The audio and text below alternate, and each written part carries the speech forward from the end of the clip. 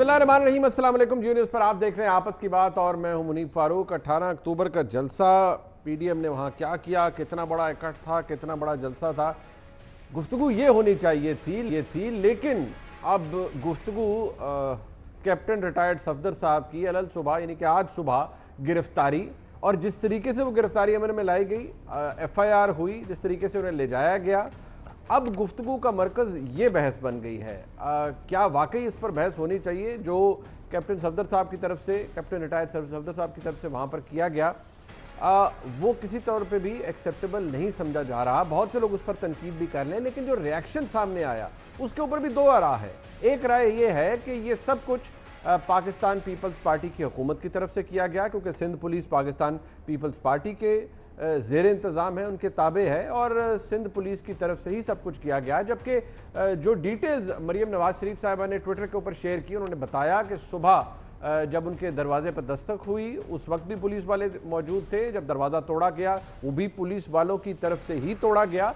ऐसी सूरत हाल में एक और जो एक नैरेटिव था वो सामने आया मोहम्मद जुबैर साहब की तरफ से, जो कि आज सारा दिन सोशल मीडिया पर गर्दिश करता रहा, जिसमें उन्होंने कहा कि वज़ीर आला सिंध ने उन्हें बताया है कि गिरफ्तारी सिंध पुलिस ने नहीं की, बल्कि सिंध के आईजी को सुबह 4 बजे अगवा किया गया, उन्हें एक जगह ले जाया गया, उनसे ज़बरदस्ती साइन करवाए गए अरेस्ट ऑर्डर्स के ऊपर, और फिर बाद में ये गिरफ्तारी दोबारा पुलिस के जरिए ही अमल में लाई गई। मैटर ऑफ प्रोसीजर है। सफदर साहब की बाद में बेल हो गई और अब वो अपनी अहलिया यानी मरियम नवाज शरीफ साहबा के साथ लाहौर वापस भी आ चुके हैं। लेकिन मामला जा कहाँ रहा है, ये तलखी सियासत से निकलकर शायद अब किसी और डोमेन में जा रही है। क्या हमारे मुल्क सियासत और सियासी जमातें इस बात की मुतहम्मिल हो सकती हैं कि वो डायरेक्ट नेम कॉलिंग करें इदारों के अंदर मौजूद जो लोग हैं उनकी? क्या इसका नतीजा पाकिस्तान की जमहूरियत के लिए कोई बेहतर होगा, अच्छी डिबेट सामने आएगी, इसमें निखार आएगा, या तलखी या इंतशार बढ़ने का खदशा है? आज के प्रोग्राम में हम इसी के ऊपर बात करेंगे। पाकिस्तान मुस्लिम लीग नून का मौक़िफ़ लेने के लिए मेरे साथ मौजूद है आज़मा बुखारी साहिबा, MPA हैं, सेक्रेटरी इंफॉर्मेशन पंजाब हैं, बहुत शुक्रिया आपका। मियाँ फ़ारूक हबीब साहब MNA है, पाकिस्तान तहरीक इंसाफ के वफाकी हुकूमत का पाकिस्तान तहरीक इंसाफ की नुमाइंदगी के लिए मौजूद हैं, और नाज बलोच साहिबा MNA है पाकिस्तान पीपल्स पार्टी की। उनसे हम जानेंगे कि एक्चुअली हुआ क्या है। लेकिन जो किया गया सफदर साहब की जानिब से वो मौजूद है, रिकॉर्ड के ऊपर भी है, लेकिन सारा दिन आपने देखा, जियो न्यूज़ ने भी आपको अपडेट किया, ये भी फैक्ट है कि ये पहली दफ़ा नहीं हुआ। जब इमरान खान साहब कुछ अर्सा पहले वहाँ तशरीफ़ ले गए, जब वो वज़ीर आज़म नहीं थे, तो वहाँ पर भी उस वक्त नारे लगे, ऑल्दो वो जो ग्रिल है उसके बाहर वो बाहर खड़े थे, लोग थे, झंडे थे, वहाँ पर नारे उस वक्त भी लग रहे थे। लेकिन इसको डिफरेंट तरीके से गर्दाना जा रहा है कि वहाँ पर जो नारे लगाए गए, ऑल्दो नारों में था क्या, कहा यह गया कि नहीं मादरे मिल्लत के जिंदाबाद के नारे लगाए गए, जो कि कायद आज़म रहमतुल्लाह अलैह की बहन है, उनके हक में या उनके बारे में अगर नारा लगाया गया तो वो गलत किस तरह हो सकता है, क्योंकि जिस कानून को कोट किया जा रहा है उसके अंदर दिलचस्प ज़बान है। उसके अंदर सेक्शन 8 के अंदर लिखा जाता है, और लिखा गया है इनफैक्ट, कि no person shall do any act or behave in any manner which is or tends to be derogatory to the sanctity and dignity of the Quaid Azam Mazar. तो सवाल ये उठाया जा रहा है पाकिस्तान मुस्लिम लीग नून की जानिब से कि जो भी सफदर साहब ने वहां पर किया, जो कॉन्डक्ट था, जो बिहेवियर था, नारा लगाना कब्र का तकद्दुस है, मकबरे का तकद्दुस है, वो पामाल नहीं होना चाहिए, वो एक बात है और बहुत स्ट्रांग आर्गूमेंट है। लेकिन जो कहा गया है वो किस तरह से डिरोगेटरी है, वो किस तरह से ऐसा है कि जिससे किसी की खुदा ना खास्ता कायद आज़म रहमतुल्लाह अलैह या उनकी जो हमशीरा थी मोहतरमा फातिमा जना साहिबा, उनके लिए तज़हीक आमेज़ है। ऐसा कौन सा रवैया अपनाया गया, इसी के ऊपर बात करते हैं। सबसे पहले ज़रा मैं फ़ारूक साहब से पूछ लेता हूँ। फ़ारूक साहब, आपने फिर ये सारी कार्रवाई कराई बकौल PMLN के, और ये सब कुछ आपने, आपकी हुकूमत ने ऑर्केस्ट्रेट करवाया है, और सिंध के IG को भी आप लोगों ने सुबह 4 बजे उठवाया है, फिर उनसे ज़बरदस्ती साइन करवाए हैं, आप लोग पीछे हैं इसके। लेकिन वो सवाल बार बार ये कह रहे हैं कि नहीं, सफदर साहब ने ऐसा किया क्या था, ऐसा कौन सा नारा लगा दिया जिससे इतना प्रॉब्लम हो गया? ठीक है, नारे नहीं लगने चाहिए थी, लेकिन लफ्ज़ ऐसा कौन सा इस्तेमाल किया जिसके ऊपर इतने ज़्यादा सीखपा हो गई पूरी तरीके इंसाफ और पूरी वफाकी हुकूमत? देखें, बात यह है कि ये बात इतनी सादा नहीं है मुनीब, जितनी आप अपने इंट्रो में जो है इसको सादगी से एक्सप्लेन कर रहे हैं। और सादगी पे कौन ना मर जाए खुदा। देखें, मामला ये है कि बानी कौम का, बानी पाकिस्तान का जो है वो वहाँ पर मज़ार है। सब लोग वहाँ पर जाते हैं, हाज़िरी देते हैं, किसी की हाज़िरी पे कोई पाबंदी नहीं है। आप जाएं, वो एक सिंबॉलिक आपकी अटैचमेंट भी है उनके साथ, और पाकिस्तान के हर फर्द की, हर शहरी की उनके साथ अटैचमेंट है। कोई भी शख्स अगर कराची जाता है तो उसकी कोशिश होती है कि मज़ार कायद लाजमी हो जाए, वहाँ पर हाज़िरी दे। यहाँ तक तो बात ठीक है, ठीक है। आप फातिहा पढ़ें, बिल्कुल ठीक है। आप अपने कारकुनान के साथ भी गए हैं, कोई बात नहीं, ठीक है। लेकिन वहाँ पर आप अंदर ग्रिल के अंदर एंटर होकर सिर्फ आप ये ना कि मादर मिल्लत जिंदाबाद नहीं, उसके अलावा और भी नारे लगे हैं, वो भी आप सुना देना। अच्छा। उसके अलावा फिर जिस तरीके से हाथ उठा के, जिस तरह को म्यूजिशियन होता है कि वो हाथ उठा के जो है वो इधर भी राइट पे भी कह रहा है, लेफ्ट पे भी कह रहा है, सामने भी कह रहा है कि भाई नारे लगवा रहे हैं लोगों को, कारकुनों को जो है वो जिस तरह खुद उनको इंसाइट कर रहे हैं कि वहाँ की जो उसकी प्रेमिसेस हैं उसका तो फिर उसका तो कोई तकद्दुस का तो कोई ख्याल नहीं रखा गया ना। और जिस मकसद के लिए आप जा भी रहे हैं और उस मकसद को भी आप खुद ख़राब कर रहे हैं, उस चीज़ के ऊपर ना सिर्फ जो है वो हमारी तरफ नहीं है, पूरे क्रॉस द बोर्ड इसके ऊपर तो कोई, मैं समझता हूँ, दो राय नहीं है। अगर कोई इसके ऊपर बात करे कि इसको किसी ने कंडेम नहीं किया, इसको पीपल्स पार्टी ने भी इस रवैये को, इस तरीक़ेकार को और वहां पर होने वाले काम को कंडेम किया। आज आप उनकी भी स्टेटमेंट्स उठा के देखें, बिल्कुल उन्होंने कहा। लेकिन मुझे फर्क तो फिर इसको क्रॉस द बोर्ड, एक मिनट सुन लेना, आप आसान हो जाएगा, आप जरा ये बता देना ताकि लोगों को पता चल जाएगा। एक उन्होंने कहा जी वोट को इज्जत दो, एक मादरे मिल्लत जिंदाबाद, और जो काबिल एतराज बात जरा बता दें ताकि कन्फ्रंट कर सके ना फिर हम अज़मा बुखारी साहबा को कि ये कहा गया। मुनीब मेरी बात सुने, मुनीब मेरी बात सुने, फिर आप मेरा ख्याल में फिर आपका बागे जना और जो बाकी प्लेसेस हैं आपके पास नारे लगाने के लिए बहुत सारी जगह हैं। बिल्कुल, इस जगह को तो छोड़ दें। बिल्कुल ठीक। मुझे आप ये बताएं ना, इस जगह को तो आप छोड़ दें, यहाँ पर अगर आके आपने वही काम करने हैं, वही रटी रटाई गर्दान आपने चलानी है यहाँ पर आकर भी, और आपको ये नहीं पता कि आप किस जगह पर खड़े हैं और किस मकसद के लिए आप वहाँ पर आए हैं। हमने माना कि आपको आदत है इदारों के ऊपर हमले करने की, इदारों के तकद्दुस पर माल करने की। यार खुदा का वास्ता है, हाथ जोड़ के कह रहे हैं कि मज़ार कायद को तो छोड़ दें, उसको तो बख्श दें। उन्होंने आपका क्या बगाड़ा है? ऊपर से आप अपने आप को मुस्लिम लीग लगाते हैं साथ को। आपको मुस्लिम लीग के जो सरबराह थे उनकी आप मज़ार पे खड़े होके आपको उनके तकद्दुस का ख्याल नहीं है।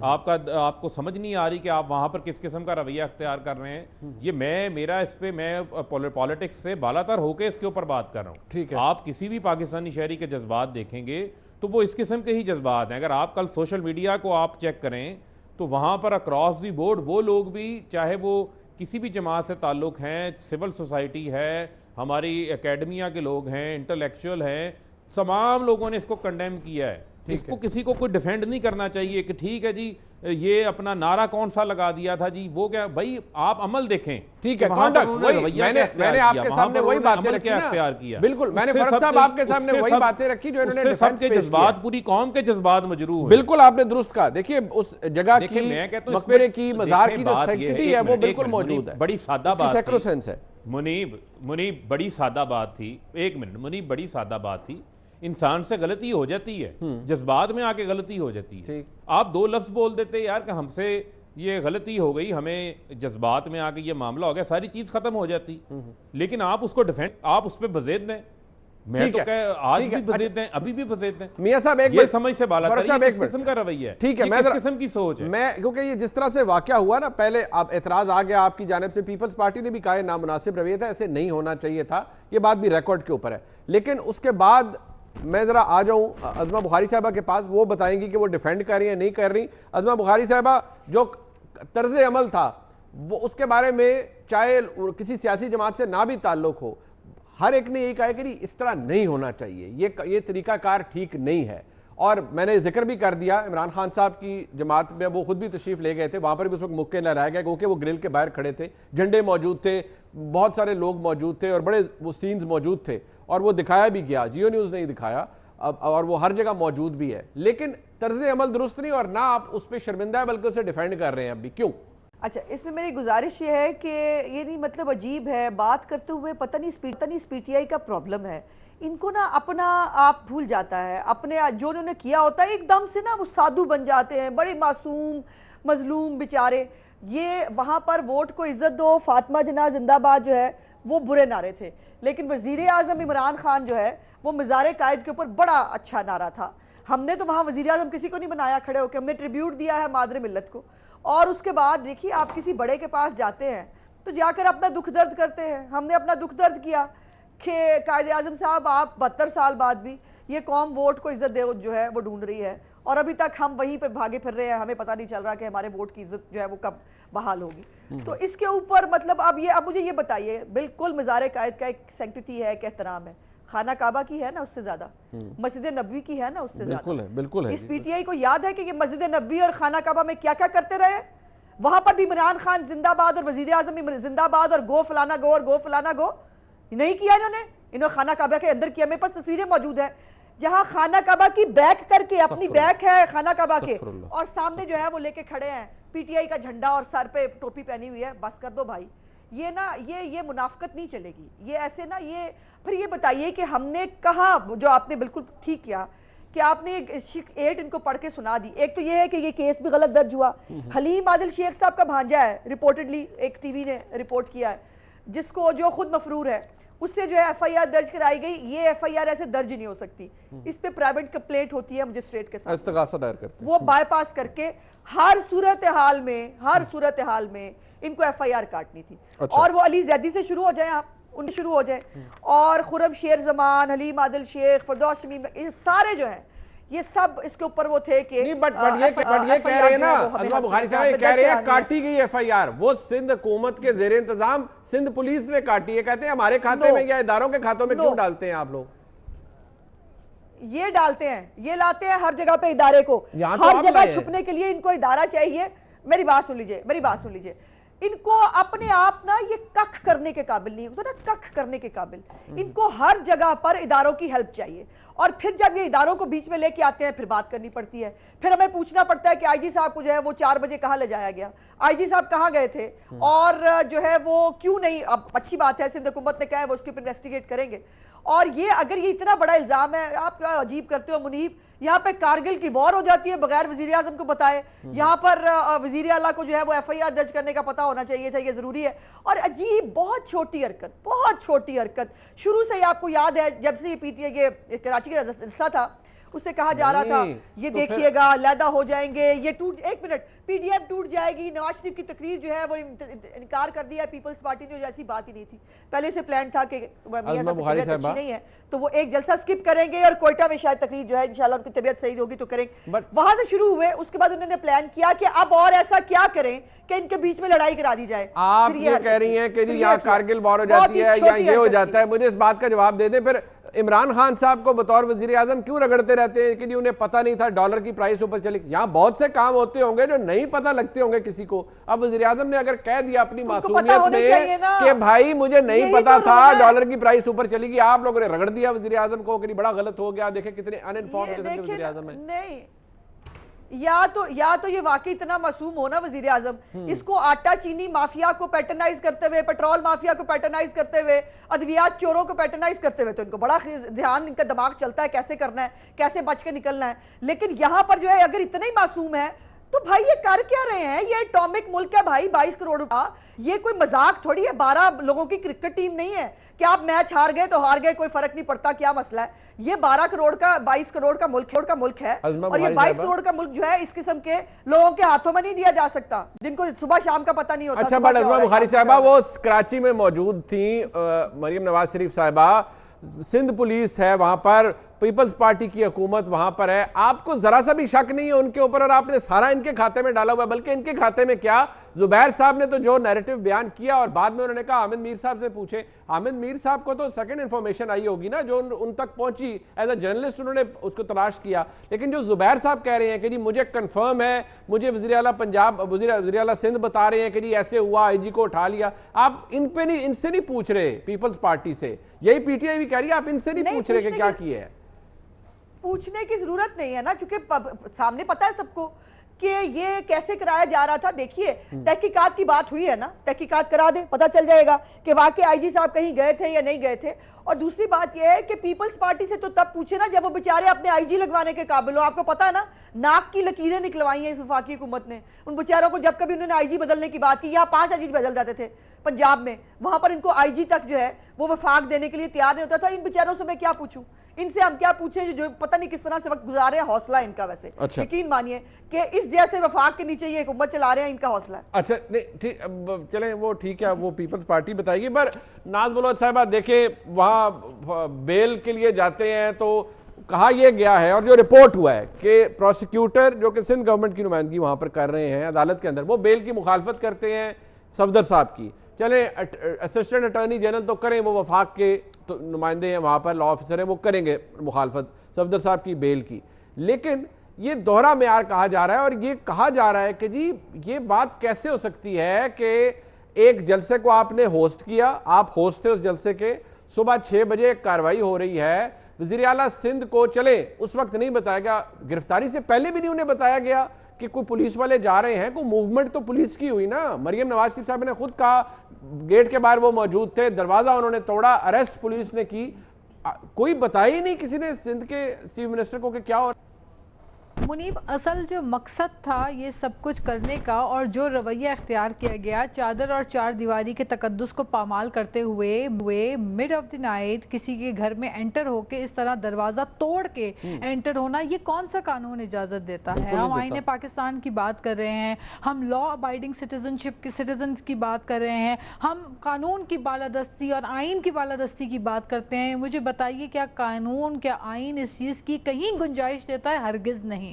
बात यह है कि पीडीएम के जो बड़े बड़े जलसे हो रहे हैं, बिलखुसूस कल का आपने देखा जो इतना ज़बरदस्त किस्म का कराची जैसे शहर में जो है एक गहमा गहमी और इतना लाखों की तादाद में लोगों का आ जाना, ये इस बात की अक्कासी करता है कि अवाम इस हुकूमत से उकताई हुई तंग है। अब हुकूमत ने जब ये जलसे देखे तो जाहिर बात है हुकूमत से रहा नहीं गया, इन्होंने सोचा किसी न किसी तरह हम पीडीएम में कोई दरार पैदा कर लें, ये कोई ऐसी चीज़ कर लें जिससे शायद पीपल्स पार्टी और पीएमएलएन के दरमियान कोई जो है दरार पैदा हो जाए। लेकिन हुआ ये कि देखें, अकल सब रखते हैं, हमें पता है कि जहाँ पे पंजाब में अगर कोई एक्टिविटी होती है, कोई जलसा होता है पीडीएम का, फौरन बगावत के मुकदमे दायर हो जाते हैं और बगावत के मुकदमे जब दर्ज कर दिए जाते हैं वो तो स्टेट की मर्जी के बगैर कभी नहीं किए जाते, लेकिन वो भी एक ऐसे ही गुमनाम शख्स जो है आके मुकदमा दर्ज कर देता, बाद में पता चलता है उसका ताल्लुक पीटीआई के कोई यूसी लेवल का कोई और उनका। आपकी राय मोहतरम है, मेरी अर्ज सुन लीजिए। मुझे इस बात का जवाब आपने अभी तक नहीं दिया कि प्रोसिक्यूटर ने सफदर साहब की बेल की मुखालफत क्यों की। वो तो सिंध गवर्नमेंट के जेर इंतजाम है ना, वो तो वफाक के जेर इंतजाम नहीं है। मैं आपको जवाब दे रही हूँ मुनीब, मैं आपको जवाब दे रही हूँ। आपने पहले कहा कि सिंध पुलिस, तो आइए सिंध पुलिस की बात करते हैं। आईजी पुलिस जो है पंजाब में, तो जिस तरह ये कहते हैं ना कि साल में पाकिस्तान में 12 मौसम होते हैं, वैसे ही माशाल्लाह ये जो आईजीज हैं वो भी 5 से 6 तब्दील कर चुके हैं। हर 2 महीने बाद एक आईजी तब्दील हो जाता है। सिंध में आईजी जो है वो हमारे तमाम तर एतराज़ात के बावजूद जो है वो तब्दील नहीं किया जाता। आईजी पुलिस जो है वो वफाक का नुमाइंदा होता है, वफाक की जानिब से जो है उसको तकर्री की होती है। दूसरी बात, जब क्या आप देख रहे हैं कि जैसे ही जलसा ख़त्म होता है और ये तमाम जो भी, देखिए हम कहते हैं मुनासिब तरीका था, लेकिन क्या अली जैदी साहब का जो एक वफाकी वजीर का बयान आए और उनकी ट्वीट आए और उसके बाद जो है 4-5 मुख्तलिफ पीटीआई के लोग डिफरेंट पुलिस स्टेशन में जाके कंप्लेन दायर करें और मुकदमा जो जाता है, मुकदमा जो होता है, बाद में जो मुकदमा दायर किया जाता है वो आप जो इक़दाम कत्ल के ऊपर आ जाते हैं। मेरी बात सुने, नाज़ बलोच साहबा, मेरी बात सुन लीजिए। देखिए, किसी के ट्विटर, किसी का ट्वीट, किसी का स्टेटमेंट वो इररिलेवेंट है। Let's get to the action ना, कि एक्शन कहां हुआ है। वो हुआ है सिंध पुलिस की जानिब से। मेरी अर्ज सुन ले, मुस्लिम लीग नून का मौक़िफ़ यह है कि आईजी सिंध को अगवा किया गया, जो पूरा नैरेटिव बनाया गया उसका एविडेंस भी मौजूद है जो उन्होंने कहा है। क्या आप इससे एग्री करती हैं कि आईजी सिंध को अगवा किया गया, या आपके नजदीक IG Sindh acted on his own, Sindh वफाकी हुकूमत की इंस्ट्रक्शन पे और चीफ मिनिस्टर की इजाजत के बगैर उन्होंने एफआईआर दर्ज की? आप ये कह रही हैं या आप एग्री कर रही हैं जो पीएमएलएन कह रही है? सिंध को देखिए, मैं आपको ये वाज़े तौर पे बता दूं कि सिंध हुकूमत के इल्म में ये चीज़ हरगिज़ नहीं थी। ये जो है सिंध हुकूमत की मालूमात में और उनके इल्म में ये नहीं था कि इस तरह से ये मुकदमा दर्ज किया जा रहा है, पहली बात। और दूसरी बात ये कि तहकीकात के लिए सीएम सिंध ने फौरी तौर पे इसकी तहकीकात और इन्वेस्टिगेशन जो है उसका ऑर्डर जारी कर दिया हुआ है, and we are waiting for the investigation. और हमें न सिर्फ हमें बल्कि खुद PMLN, आप खुद माशाल्लाह बहुत ज़हीन है, आप MNA हैं, आपको बड़ा अच्छी तरीके से पता है कि इस पूरे एक्शन की मेरी बहन अज़मा बुखारी साहबा, हमारे भाई हैं फ़ारूक हबीब साहब, आप सब हुकूमतों में हैं, रहे भी हैं, अपोजिशन भी देखिए, आपको पता है इसको इन्वेस्टिगेट करना it should not take more than 1 hour. पता लग जाता है कि क्या हुआ, कैसे हुआ। वी आर नॉट कुछ स्पेस में तो काम नहीं हुआ ना, कराची के अंदर काम हुआ है और पता लग जाता है कैसे। आप एग्री कर रही हैं PMLN की पोजीशन से या नहीं कर रहे, ये बता दें।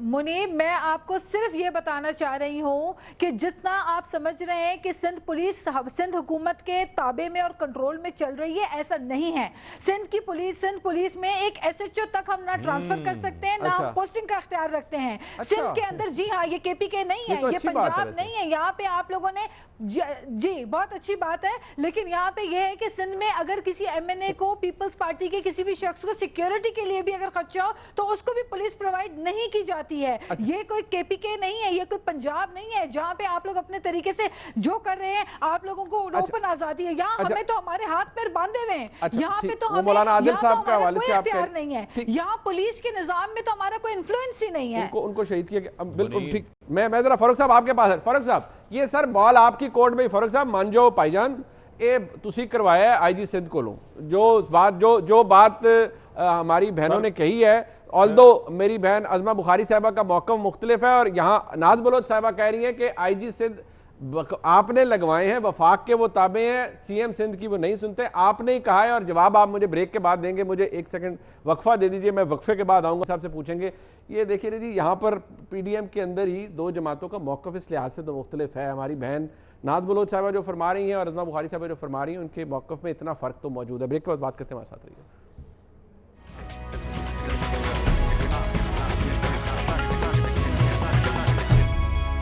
फारूक साहब आप जवाब दे दें जनाब, सवाल छोड़ गया था आपके लिए।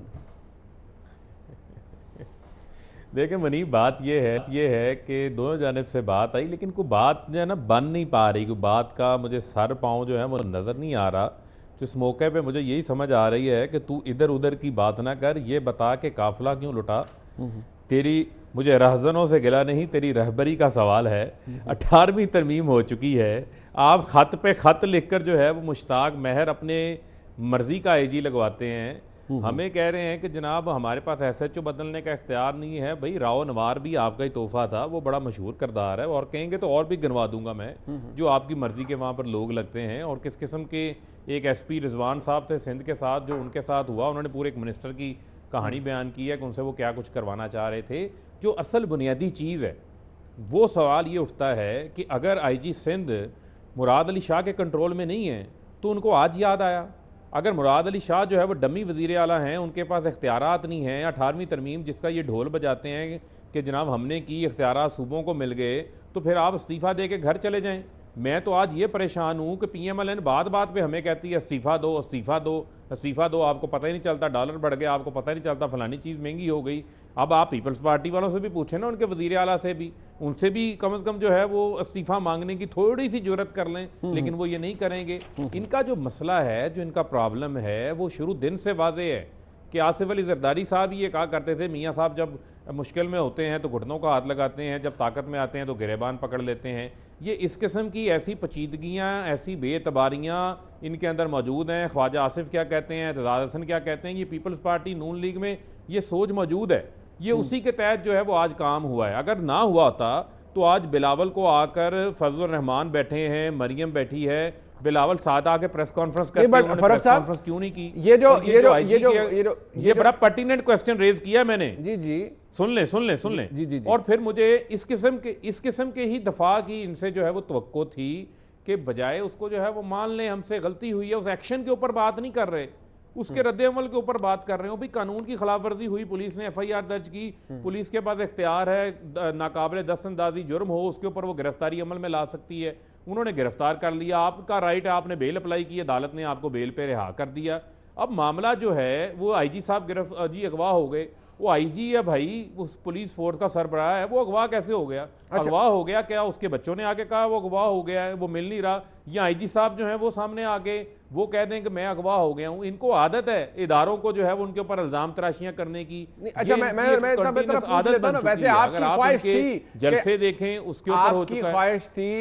आपकी ख्वाहिश थी कि सफदर साहब को गिरफ्तार किया जाए, क्योंकि ये कह रहे हैं कि जो शख्स इश्तहारी है खुद मफरूर है, वो अज़मा बुखारी साहबा कह रही हैं हलीम आदिल शेख साहब का वो भांजा शायद गालिबन लगता है बकौल इनके, वो खुद इश्तहारी है, उसको उसकी मुद्दत में मुकदमा दर्ज हुआ। आप लोगों की ख्वाहिश थी कि ऐसा हो, ये तो मानेंगे ना भाई मेरे? फिर एक मिनट मुनीब, फिर इनकी नाहली है, फिर सिंध हुकूमत की नाहली है, सिंध पुलिस की नाहली है कि अगर कोई बंदा इश्तहारी है तो उसको फिर गिरफ्तार कर लेते, पकड़ लेते। मैंने रोका हुआ था, मैंने हाथ बांधे हुए थे। इनका किधर है? इनका लॉ मिनिस्टर किधर है? ठीक है, मैं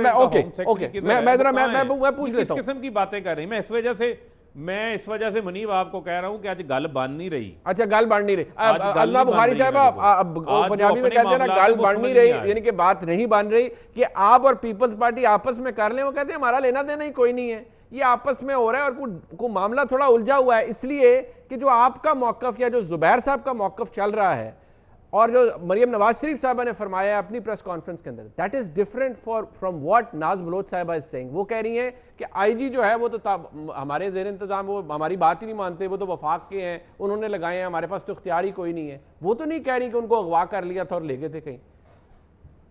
मैंने आपसे ये भी कहा पहले तो बात यह है कि मेरे प्यारे भाई, जी मैं जो गल वध जाती है ना, जी मेरे प्यारे भाई, जो गल इन्नी वध जाए ना फिर गल बनती नहीं। तो इसलिए ये गल कितनी बननी है, कैसे बननी है, ये आप हम पे छोड़ दें, आप अपनी फिक्र करें। और ये जो जहाँ तक आईजी साहब वाला इशू है, मैं समझती हूँ कि सिंध हुकूमत को इसके ऊपर कैटेगोरिकली जो उन्होंने हमें बताया है या जो हमें पता चला है, वो एक तहकीकात का वो करना चाहते हैं, कर लें। लेकिन ये क्या पाकिस्तान में पहली दफ़ा हो रहा है कि ऊपर ही ऊपर जो है वो बहुत कुछ हो जाता है, हुकूमतों को पता भी नहीं चलता। जैसे मैंने कारगिल की बात की, और सानिया साहिवाल भी एक हुआ था, सानिया मॉडल टाउन भी एक हुआ था। मॉडल टाउन में भी सिर के ऊपर गोलियां लगी थी, पुलिस वालों ने सामने से फायर किया जब फायर का हुक्म ही नहीं था। तो ये बातें जो है ना, ये इस मुल्क में कोई पहली दफा नहीं हो रही। सानिया साहिवाल में तो आपने इंसाफ भी दिलाना था, उसका इंसाफ ये हुआ कि सारे छूट के बाहर आ गए हुए हैं, और उसके ऊपर जो है वो दोबारा पंजाब हुकूमत ने जो है वो अपील भी नहीं की। और वो कैसे हुआ? चूंकि दहशतगर्दों की इतला मिली थी कहीं से, और वो कहीं जो था वो बड़ा इंपॉर्टेंट था, इसलिए आज तक आप वो जो है वो ना नाम ले सके हैं और ना उनको कैफरे किरदार तक पहुंचा सके हैं। अब दूसरी बात इंपॉर्टेंट इसमें जो आपने बिल्कुल मुनीब ठीक कही थी, आज बात ये होनी चाहिए कि पीडीएम का जो जलसा है उससे हमने गेन क्या करना है, हम जा किधर रहे हैं। आज अभी आपको फरूख हबीब साहब को बहुत खुशखबरी और हमारे लिए जो है वो मरने का मुकाम है कि 235 अद्वियात में मजीद 25 से 30% आज इजाफा कर दिया गया है अद्वियात की कीमत में। अब ये बताइए, पहले हमें कहते थे सुकून जो है वो कब्र में है, अब पता नहीं शायद सारी कौम को कब्र में पहुंचा के ही सुकून आएगा, मासूफ को भी। और दूसरी तरफ अब उनकी लैंग्वेज देखिए, वो ऐसे लगता है जैसे कोई गली का कोई नहीं होता, कोई सरफिरा सा गुंडा वो गुफ्तगू कर रहा है। वज़ीर आज़म तो वो लगते नहीं, हाथ फेर फेर के और पता नहीं क्या करके के, काश ये हाथ मोदी के सामने फेर लेते, उसको बताते जब वो कश्मीर ले गया था आपकी नाक के नीचे से, तब आप हाथ फेर लेते। ये माफियाज के सामने उनको हाथ फेरते, महंगाई के फेरते, उसको कहते मैं तुम्हें देख लूंगा। लेकिन आज ये है तो नोटिस लिए ना, 12 नोटिस भी तो लिए। और एक मिनट, 12 नोटिस, बिल्कुल वो हम पिछली दफा उसमें बात कर चुके हैं। लेकिन इंपॉर्टेंट बात जो उन्होंने तकरीर में की है वज़ीर आज़म साहब ने, उसमें उन्होंने 3 इदारे जो कानून के तहत इंडिपेंडेंट इदारे होते हैं, उन तीनों को कल डिक्टेशन दी है खड़े होकर। पहले उन्होंने नैब को डिक्टेशन दी कि नैब को मैं बता रहा हूं कि जो है वो इनको सबको पकड़ लो और इनको जेलों में डाल दो। दूसरा उन्होंने जो है वो अदलिया को कहा कि जी मैं रिक्वेस्ट करता हूं, आपको फैसिलिटेट करेंगे, फटाफट बस इनके फैसले कर दें, इनको जेलों में डाल दें। तीसरा स्पीकर्स जो सारी असम्बलियों के वो है, उनको उन्होंने हुक्म फरमा दिया प्रोडक्शन ऑर्डर जारी नहीं होगा, ये मुझ बादशाह सलामत का हुक्म है, इसके ऊपर आपको इम्प्लीमेंट करना पड़ेगा।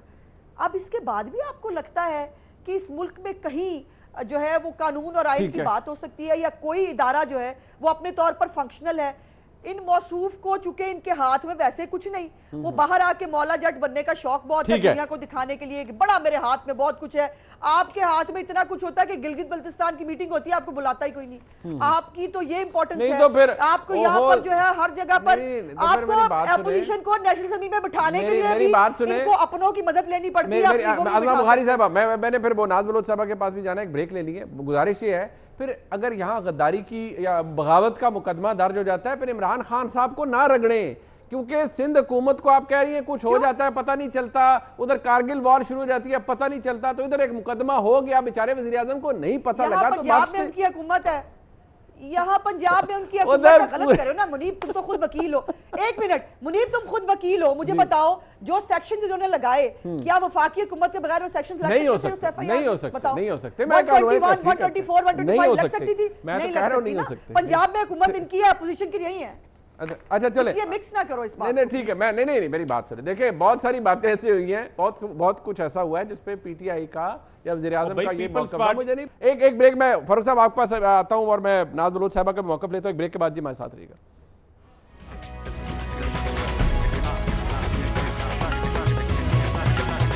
बलोच साहबा क्विकली जी, आप इस पे मौक़िफ़ देना चाहेंगे? फारूक साहब ने कहा बात बांधनी नहीं, आप लोगों ने एक दूसरे के ऊपर डाल रहे हैं। देखिए मैंने तो कहा इस्तीफा तो मांगे। अच्छा इस्तीफा मांगे। देखिए हाँ, बहुत अच्छी बात कर रहे हैं आप इस्तीफे की, तो मैं सीधे से आपको ये बताती चलूं, पीएमएलएन वाले इस्तीफा नहीं मांग रहे आज। बताती चलूं कि सबसे बड़ी अदालत जो अवाम की कल अवाम की जो अदालत कल लगी हुई थी ना, कल जो अवाम पीडीएम के जलसे में खचाखच भरी हुई लाखों की तादाद में जो अवाम की एक अदालत लगी हुई थी, वहां पे नारों की गूंज थी और वो नारे थे चीनी चोर इस्तीफा दो, वहां नारे लग रहे थे आटा चोर इस्तीफा दो, वहां नारे लग रहे थे माफिया वाले इस्तीफा दो, वहां लग रहे थे नारे गुर्बत बेरोजगारी बढ़ाने वाले इस्तीफा दो, वहां पे नारे लग रहे थे महंगाई करने वाले इस्तीफा दो, वहां नारे लग रहे थे रोटी 5 की जगह 15 की करने वाले इस्तीफा दो, वहां नारे लग रहे थे बिजली महंगी करने वाले इस्तीफा दो। तो इस्तीफे की ख्वाहिश आपकी जरूर है, इस्तीफे की ख्वाहिश अवाम की भी है, लेकिन वो इस्तीफे की ख्वाहिश इस हुकूमत से है जिस हुकूमत से चल नहीं पा रहा कुछ, इनसे मुल्क का पहिया चल नहीं पा रहा, इनसे सिर्फ यू टर्न पे यू टर्न हो रहे हैं। फारूक साहब कह रहे थे, वो आज़मा बुखारी साहब को कह रहे थे कि वो आप में से किसी का, यानी कि आपकी हुकूमत में इस्तीफा मांगे, ऐसे ही था ना फारूक साहब? आप यही मांग रहे हैं ना? वज़ीर आज़म का इस्तीफा नहीं, और गिरफ्तारी पे मैं कह रहा हूं ना, उन्हें पता नहीं चला ना। नहीं फारूक साहब आप क्या कह रहे हैं? मैं कह रहा हूं उन्हें पता नहीं चला, आज इस्तीफा तो मांग छोड़ दो फारूक, हमें बड़ा पता है, हमें वो पता है जो तुम्हें नहीं पता। नहीं पता चला, नहीं पता है फारूक साहब, आप बड़ा पता है। आप don't underestimate the power of a common man. ये और मुनीब वज़ीर आज़म कहा करते थे 500 लोगों के सामने भी कि अगर इतने लोग मुझे इस्तीफा मांगे तो मैं फौरन इस्तीफा दे दूं। ये वज़ीर आज़म कहा करते थे धरने के दिनों में 500 लोगों के सामने कि अगर इतने लोग कहें तो मैं इस्तीफा दे दूंगा। नाज में आपके तीन नारों से ना, नाज सुन लेना, मैं आपके तीन नारों से बिल्कुल इत्तेफाक करता हूँ। वाकई 12 साल में जो है वो 12 साल हो गए पीपल्स पार्टी की सिंध में हुकूमत है।